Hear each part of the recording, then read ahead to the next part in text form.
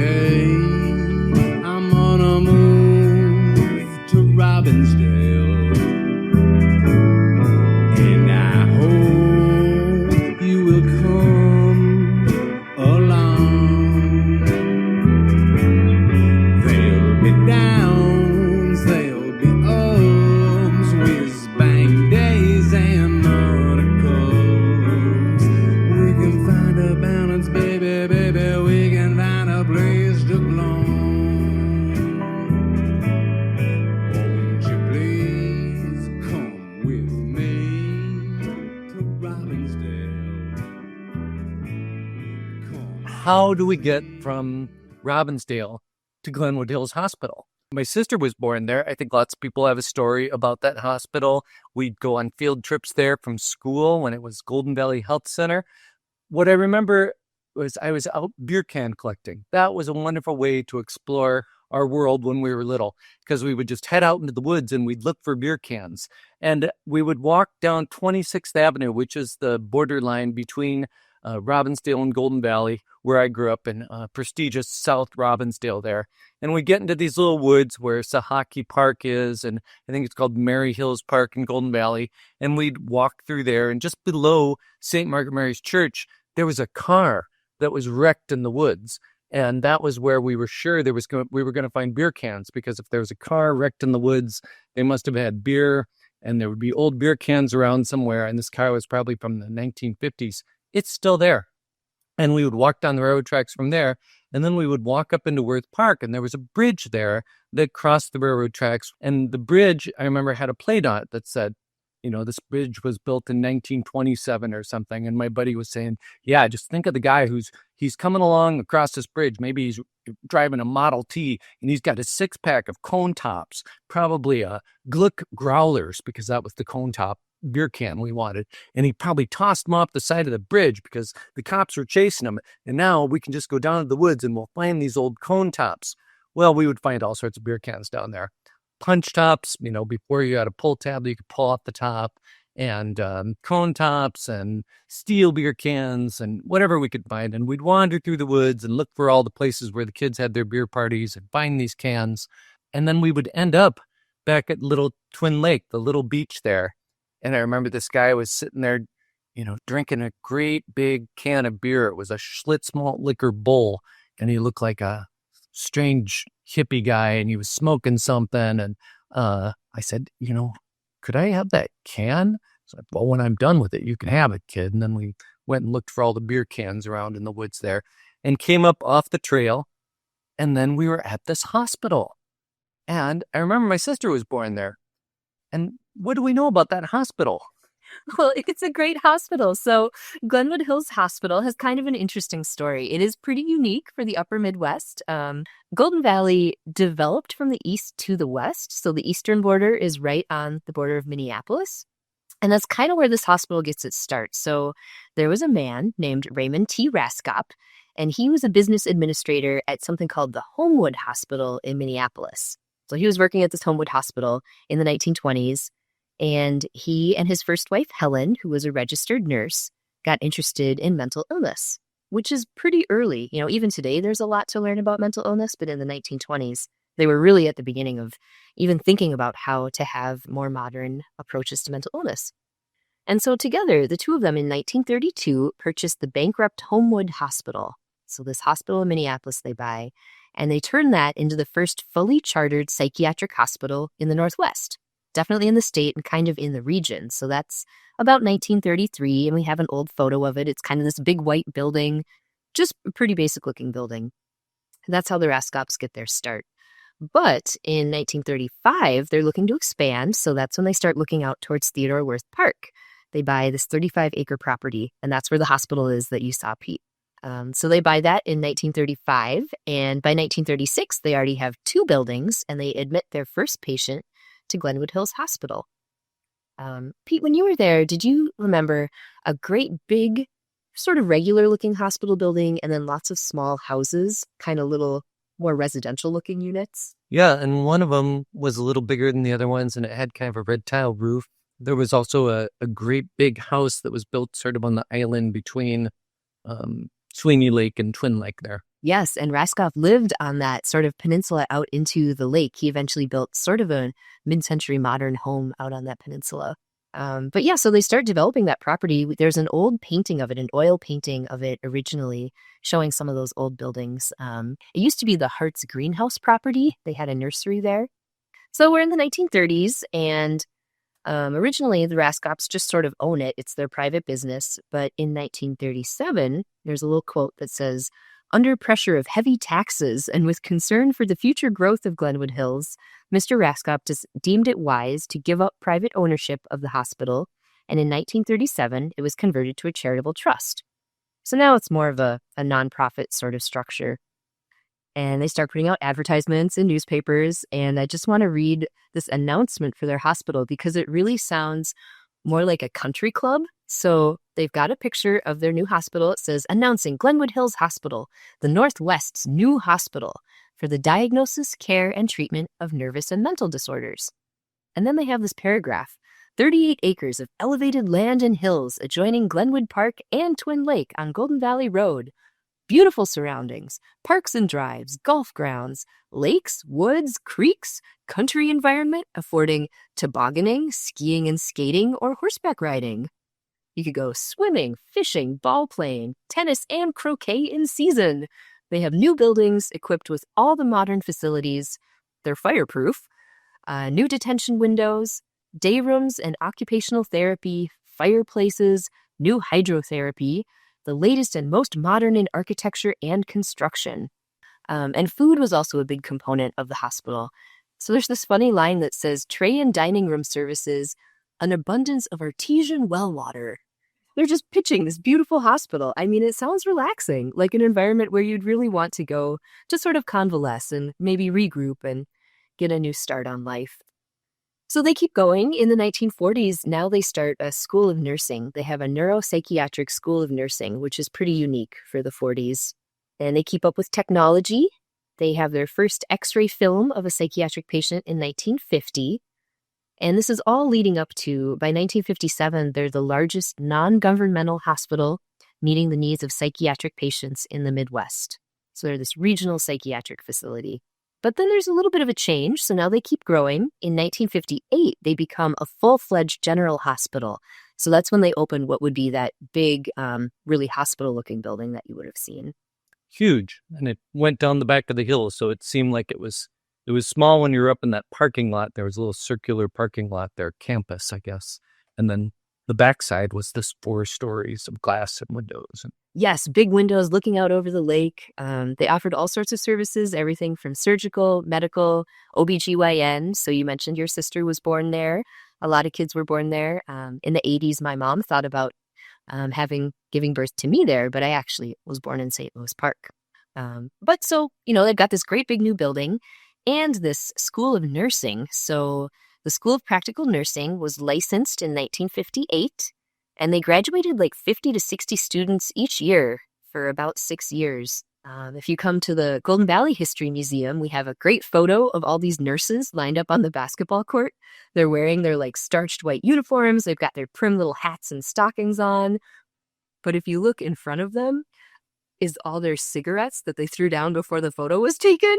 So it's just kind of this funny snapshot of the School of Nursing in 1958. You have an eye for detail. Guess it's kind of a story, right? It's just all these really prim and proper ladies after the photo's taken. So they're also building. They continue to build. In 1960, there's a building back on the lake called the Park Building. This is more of a long, low, flat building that's still there today. And that building focused on psychiatric programs, including occupational therapy and recreational therapy. Those were sort of new developments in the treatment of mental health. So that building is back on the lake, and it also had a research laboratory. The research center was established in 1962 under the direction of, I think it's Dr. Goshen, but it looks like Dr. Gawkin. I'm not quite sure how to say it, but he worked there for a long time. And they studied mental illness, but also long-term illnesses like cancer and arthritis. And an interesting side note is if anyone's seen the movie Slaughterhouse-5, they actually filmed part of that in the hospital. They paid $300 to film some scenes in the research laboratory there. So that's kind of unique. Yeah, well, they filmed a good part of it in Robbinsdale, too. The car chase takes place down Victory Memorial Drive. No, All in the neighborhood. that's right. Yeah. But in the 60s, Raymond T. Raskoff, he's getting a little older. So in 1964, he retires. And in 1966, they established the Child and Adolescent Psychiatric Unit. It gets its own building. And that's kind of a development because they're starting to recognize that adult mental health is different from children and adolescent mental health. And so that's a big development in the field. They also have a newsletter, Echo of the Hills, I think it's called, and they have a new logo that comes out for the first time in 1969. We have a banner that has a GHH for Glenwood Hills Hospital in 1969. Do you have any of the newsletters? We do have the newsletters, yes. In case I want to read them. They're in the archives. You can come and check them out, and they've got great photos. So in 1969, they started the music therapy program, and we have a photo of these two folks tuning up ukuleles for their music therapy program. And I like that development because it sort of shows the humanity of trying to bring fun activities to people who might be in a really hard time in their lives. So they start this music therapy program, and in 1970, they have the first music therapy internship in Minnesota. So it's kind of fun. Well, so we're going to kind of get into some business history. Just like today, I think health centers have a lot of administrative and business considerations. So they start to combine. They start to sort of be conglomerates. So in 1970, Glenwood Hills Hospital and the Anoka Community Hospital Association combined. They become something called Health Central, Inc.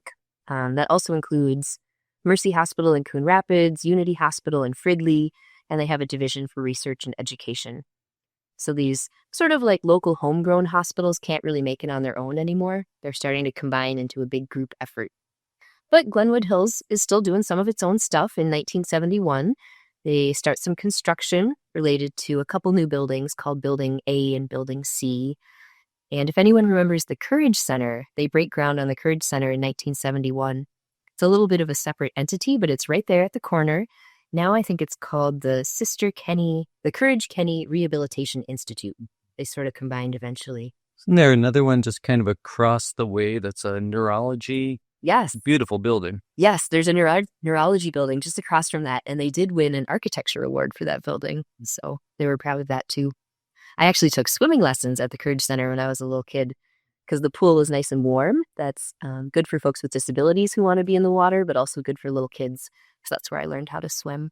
And they're doing some other fun stuff. In 1972, they have a garden. They grow things like rhubarb, strawberries, raspberries. They do vegetables like lettuce, beans, peas, radishes, carrots. The patients and the staff can work in the garden. And a little bit more development. They renamed themselves to the Golden Valley Health Center. So Glenwood Hills Hospital became part of that big conglomerate. And then in 73 becomes Golden Valley Health Center. And they get a wonderful logo with the cattails on it, which I still remember for some reason. Maybe somebody got a jacket or a T-shirt or... Yeah, the circular logo with these 3 cattails. And I would guess in reference to that beautiful lake, because they did really have such a pretty campus there. And the 70s are unique. They start to specialize in some areas of healthcare that are a little harder or a little more specialized. They established the Ridgewood Chemical Dependency Program. So focusing on rehabilitation services and crisis intervention. They also do an outpatient chemical dependency program. They worked with sexual health for a while too. So really starting to do some pretty cutting edge work, I think, in those areas that were harder for general hospitals to get into. But the 1980s is sort of a whole phase in itself. That conglomerate that was called Healthcare Inc., they started a joint venture with something called CompCare. Then in 86, like half of it gets sold, they merge. There's all this business stuff going on because I think it's hard for the hospitals to do this independently. So in 1988, an investor group led by Steve Camber, who was one of the hospital's top CEOs, he purchased the Golden Valley Health Center for $21 million. So he buys it in 1988, and in 1989, the nurses go on strike. It's not working out very well. They just think the system isn't working. And I think there's a few more years that are kind of troubled, and the Golden Valley Health Center closes in 1992. I think it just sits vacant. I don't know a lot about what happened between 92 and 1995 because it reopened in 1995 as THC, or the Transitional Hospital Corporation. They reopened the hospital. and I think focused on what was called the Park Building, the one in the back by the lake, because it's a beautiful campus, like we said, but those acres in 1996, 92 acres are sold for the Hidden Lakes development, and they do a big housing development there eventually, but not after. The community has a lot to say about it. They think it's such a beautiful space that in 1997, almost 500 people sign a petition opposing this development. They really want to keep that natural space. But the development goes through, and there's houses there today.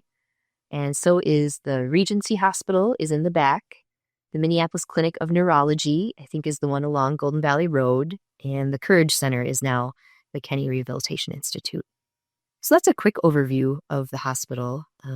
But it is a beautiful property. And I used to go back there when I worked for mosquito control. I'd work back in the woods and along the lake. And Pete, I think you've been back there too. Oh, I spent lots of time back there. I mean, the woods were big when I was a kid, and that was sort of one of the further places I would go to, but I ended up going there a lot. I remember the little trail, because in order to get to the little hidden beach on Twin Lake, which we'll just call Bear Ass Beach, because that's what most people recognize it as, you would cut through the hospital, because that was the easiest way to get there.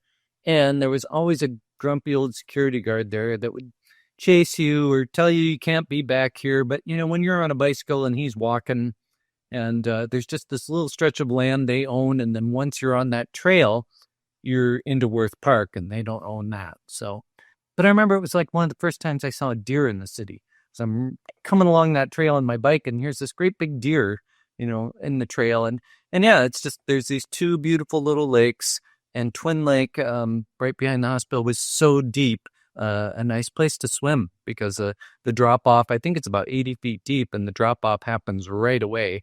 So it's just deep and clear. And I know when they were building that housing development, there was a lot of consternation and city council meetings filled with people that were hoping that they could have that as park, or that the lake wouldn't be damaged. They were concerned about the houses being built on the peninsula that was going to mess up the springs that fed the lake.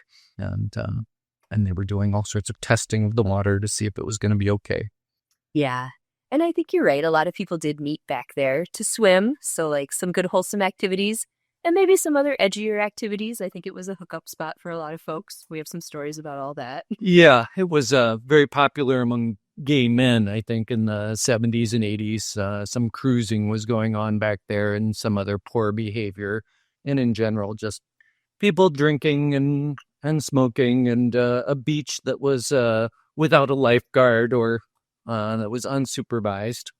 And secluded, like you have to go back through the woods and down a hill. Like it's not the easiest beach to get to. Yeah, it's a good long walk. Every once in a while, the newspaper would do a story on it. I was collecting clippings for a while there, going all the way back to the 1970s. You have these people that wanted to have a clothing optional beach, and it certainly was that way when I was a kid. Yeah. Well, and it's kind of interesting because Theodore Worth Park is under the Minneapolis Park Board. The Minneapolis Park District manages that property, even though part of it's in Golden Valley. So it's a weird jurisdiction between Golden Valley Police and the Minneapolis Park Board. They always have to kind of figure out who's in charge of some of these natural spaces. The police came down often. They had it figured out. It was usually the Golden Valley Police. And they would just go around and write tickets, and some people would scatter and run, but most people would just sit there and collect their ticket and, either pay the whatever fine it was for having an open container of beer, or improper attire was the other citation that people would get. Thinking about that area and that property, if you go back into the 1920s, like there wasn't a streetcar line that was going to get you right there. So you might have, it must have even been more secluded then. I mean, there wasn't much out there. The one thing I know was out there is where the fire station is now. There was a little stand that sold vegetables, and I still am looking for a picture of it, but they also sold wild rice there. There was that little lake that was a little further up. That's really just a swamp that was called Rice Lake, and I always thought there must be a connection. So you mentioned a greenhouse. What else was in that area? I think it was the Hart's Nursery, and then I think they sold that just to become the hospital. So then after the hospital, it became the housing development. And I think that's really the trajectory because a lot of Golden Valley didn't develop until later. So The hospital, I remember you would come up this long drive, and there were a couple little pine trees and a great big mowed lawn up to the hospital, and huge. They would have Easter egg hunts out on that big lawn.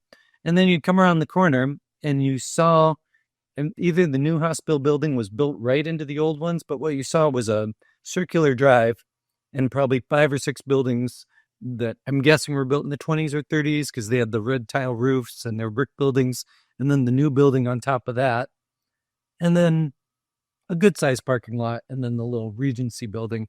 I visited a number of friends that were getting chemical dependency treatment and stuff back there. And I remember going into that Regency building, and it had these great big windows that, kind of looked down through the trees and the lake, and all those big old oaks were all over those hillsides. I mean, it's still a beautiful area, but they put a lot of houses. That property is unrecognizable.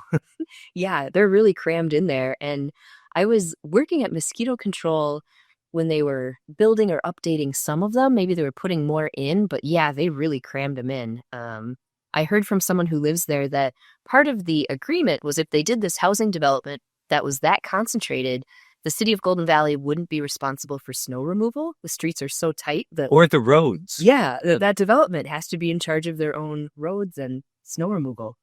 Have you been out on the peninsula since the development? I have. The thing that sticks between the lakes. I did drive out there, so it's unique. You've got this really crammed in, concentrated housing development, and then this beautiful peninsula with maybe only 5 houses, 5 big giant houses. One of them is that mid-century modern home that the Raskop, the administrator. So they never tore it down. They never tore it down. What? There, yeah. And you can tell because it looks so different from the ones next to it. They're, great, big, really fancy houses. Well, that was a beautiful house too when it was built, but I suppose it looks small now. Compared to his neighbors, yeah. And you feel a little weird back there. I guess it's a public road, but it feels private because it's just this one little road that you're going up and down. But it is really pretty back there. Oh, I want to go drive back there now. You should. It's a good trip. And of course, the beach is still there. Everybody said, well, it's going to ruin. Nobody's going to want to go to the beach. There's just going to be these houses overlooking. And I thought, well, those poor people in their $1 million homes, they're going to have to look at all these kids. Well, not really kids. It's all these geezers, standing around naked on the beach drinking beer. But I don't think it's quite that way. I think there's some trees that grew up in the way. But the last time I went to that beach, that a bunch of kids had set up a ping pong table, and it was packed. I mean, it was a nice day, so there was just a ton of people. So it's still getting a lot of use. And the other great thing about going swimming there was you could bring your flotation devices, whereas most of the city lakes, you're not allowed to, head out there on your raft, but you can, just bring a little raft and go out and lie around in the middle of the lake, and rarely is there anybody to bother you. It's not really regulated. It does seem mostly like a party spot. I've never really heard a lot of fishing stories. There isn't really access to it for a boat launch or anything. There would be some fishing. There was always somebody with a canoe and out casting a line, going by the beach really slowly to see what was, Just to check it out. trying to stay out of the ways of all the people on their floaties as they. It's so funny. I really hear stories kind of in 3 categories about this property. One is like the fun at the beach. One is a lot of memories of I was born there or I have a sibling born there. So they're kind of like fun or nostalgic memories. But we do get some harder memories, people who had actually been in the hospital for chemical dependency or other issues. And they often ask how they can access their records or if they had, a family member there. And it can be a little tricky to find, but if anybody out there is wondering, I think the records are with the Abbott Northwestern Hospital. So you can just reach out to them. They would probably be the best place to look for records or give you advice. We don't have medical records at the Golden Valley Historical Society, but we can try to help you find them if it's important for you. Because I think for a lot of the, some of the mental health issues, treatment back then was really hard and they didn't always know what to do. And maybe some of it wasn't so great. I can't comment on, what happened inside the hospital, but I know people had hard memories. And so we're happy to help them think about that and find the history we can. But we don't always have a lot to go on. But if anybody has questions, just reach out. We're happy to chat. People that I visited there, well, they didn't complain, but they were in treatment and they were just happy to have a visitor. And Yeah. they were teenagers for the most part. And And yeah, both at that Regency building and the other building. So this would have been the late 80s. Maybe there were programs in both buildings. Yeah, I think so. They even did, for a while, they did some work on eating disorders. I interviewed a lady who had worked in the kitchen there, and she had great stories and really fond memories of the hospital. But even she said that treatment has come so far because she remembered when she worked there, there was a time when to treat eating disorders, you would just ask people to eat. The instruction was just to ask them to eat. She said she would have to give these huge plates of food to people who had some hesitancy about eating, and her job was just to stand there and watch them until they ate it. And she said it was so terrible for everyone, and we don't do it that way anymore, but that's what they were doing at the time until they knew better. So there were some, hard treatment stories that people still live with today. I would stop there when I was beer can collecting or hanging out in the neighborhood or going to that little beach. I would stop there because there was a cafeteria, or not really a cafeteria. I think it's called an automat. You would go in and there would be sandwiches and an apple and a banana or something in this machine, and you'd put a little money in, and then you would slide back a plastic door and you could, grab yourself a snack. For some reason, we would just wander in, and I don't think we went in the main entrance. I think there was an entrance or an exit on the back side of the hill that was open, and we would just, or else we would go in the main entrance and take the elevator down. We knew where this place was, but we would just go in there and grab our soda or our sandwich or something. Yeah, different times. The lady who worked in the kitchen also talked about when someone gave birth, they would set up a special meal for that person and their partner, and it was like a candlelit dinner. They would have a special, catered meal after they had given birth, and she said that's so different from today. You give birth and you're out of there, and back then they could stay for like a week. You'd get a candlelit dinner. It was a whole thing. Yeah. So she just thought a lot about how things had changed. And of course, we have this story in Robbinsdale of Dr. Samuelson, who started North Memorial Hospital. And I know that at some point, 1950s, I think, he built a house over there on Sweeney Lake. And he had an airplane that he would land on the lake. And I just wonder, did anybody mention any was there any relationship between those two hospitals that are really 2 miles away from each other? That is such a great question, because I was just recently at North Memorial, and they had a little history, and someone there had won an award really early on for their work with mental health. And now you make me curious about, were they connected to the Glenwood Hills Hospital, even though they worked at North Memorial, because it was such a unique thing at the time. Was it Dr. Ralph Rossin? So here's just a little snippet from what I read at the hospital. It said that Dr. Ralph Rossin was horrified at the conditions facing the mentally ill, and from the time he took over the hospital, he made many changes. He pioneered the practice of taking patients out of restraints, insisted on one diet for patients and employees alike so that patients didn't get mush while employees ate meat. He believed that each patient needed a major prescription for their needs, and pioneered individualized care within the state hospital setting. That's when he was working at the state hospital in Hastings, but he brought that experience with him when he came to North Memorial. So it seems like there's kind of a concentration there of people working on really difficult situations and trying to find new approaches, more humane approaches. So people that you've talked to, or people that have come into the Golden Valley Historical Society with memories of this place, what are some of the older memories? Does anybody have a story from the 40s or the 1950s that you can remember? No, really the earliest we get are short stories like, I was born there. My sister was born there. Yeah. I remember there were some weather events. I think there was maybe a tornado that blew out some windows, or a big snowstorm, and they were trying to get to the hospital, things like that. So sort of, happy-go-lucky nostalgic stories. I don't know how you would have got up that hill unless you had a good snowplow. But Yeah. I wonder when it was paved, when the road back there was paved. Because it was way back in there. You raised such a good point about how did people get there? I don't know. I understand there's a couple heavy bronze plaques in the basement of the Golden Valley Historical Society that give us the history of the hospital and its founders. Maybe we could finish out by just reading what's on those plaques. All right. So this is a plaque that we have at the Golden Valley Historical Society. And it says, in memory of Raymond T. Raskup, 1900 to 1979. The Golden Valley Health Center owes a debt of gratitude to its founder and first chief executive officer, Raymond T. Raskup. In 1932, Mr. Raskop and his wife, Helen, purchased the bankrupt Homewood Hospital. They refitted Homewood as a psychiatric hospital and assisted in the establishment of the first neuropsychiatric staff in the Northwest. In 1935, the Raskops acquired the first 35 acres of what is now Golden Valley Health Center and created Glenwood Hills Hospital. Growth and expansion were rapid under Raskop's leadership. In 1941, he opened a neuropsychiatric school of nursing. He organized a cancer research department. The hospital grew to 400 beds and supported 2 community groups in building Unity Medical Center in Fridley and Mercy Medical Center in Coon Rapids. Raskop was extremely active in Golden Valley's civic affairs. He served as chief of police and as mayor. He helped in developing 38 housing additions in Golden Valley, among them Tyrell Hills, Glen Urban, and Spring Green. In 1951, he received a state certificate of commendation for 25 years of progressive leadership in hospital administration and was cited as an outstanding Minnesota citizen. He was an Optimist Club member for 28 years and was a 4th-degree Knight of Columbus.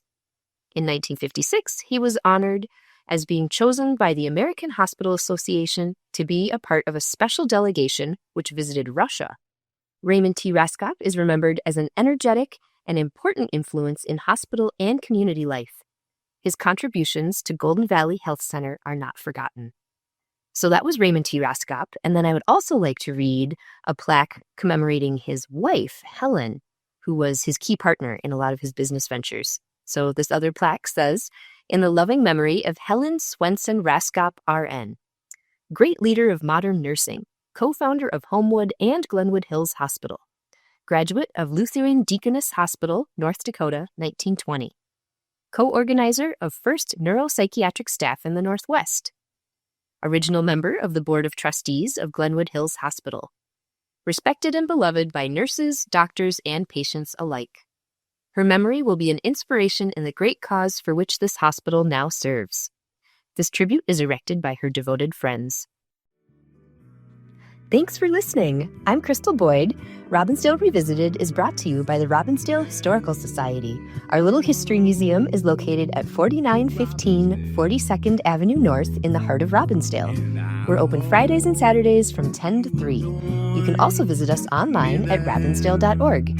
You found this episode, so you know where to find the next one. Bicycle into the city every Saturday to see our friends. In the bus back home, sitting hand in hand when the evening ends. Oh, when the evening ends. Oh, when the evening ends in Robbinsdale.